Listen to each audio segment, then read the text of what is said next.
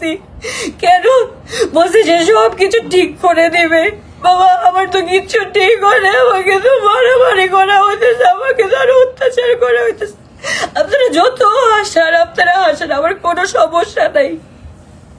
আপনারা যত আসার, আপনারা তো আগের থেকেই জানেন ও অ্যাডিক্টেড।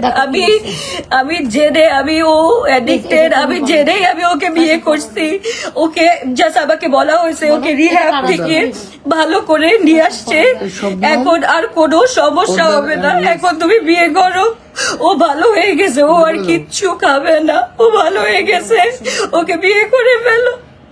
আমি মনে করছি এটলিস্ট ছোট ভাইয়ের বাচ্চাগুলাকে এটলিস্ট দেখবে, এরকম অমানসিক নির্যাতন করবে না, এরকম অমানসিক নির্যাতন করবে না। আপনারা জানেন আমি অনেকবার করে বলতেছি যে আমি একটা সিভিয়ার পেইনে আমি আছে, আমার কিডনিতে স্টোন, আমি অপারেশন করতে পারতেছি না, জাস্ট বিকজ আমি মামাকে কি বারবার করে বলতেছি আমি টাকা দিচ্ছি, আমি টাকা দিব, আমি দিব, তুমি এখন আমাকে চালাও, আমাকে চালাও, আমি এখন টাকা দিব তোমাকে, আর কত সহ্য করবো। আজকে আমি বললে আপনাদের কাছে মরার দামটা না অনেক বেশি।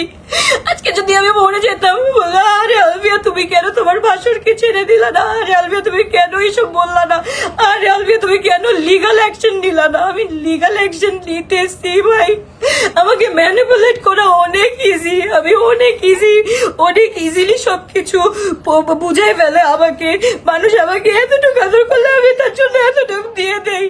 এটা আমার সমস্যা, আজকে আমার এই সমস্যার জন্য আজকে আমার এই অবস্থা। আপনারা কত বছর ধরে আমাকে চিনেন বলেন তো, যারা আপনারা এত বাজে বাজে কমেন্ট করতেছেন আমাকে কত বছর ধরে চিনেন। আমার আগের সংসারটা দেখেন তো, আমার সাজানো গোছানো একটা সংসার ছিল, আমি তো কখনো আমার আগের হাজবেন্ড নিয়ে কোনো কমপ্লেন করে নাই।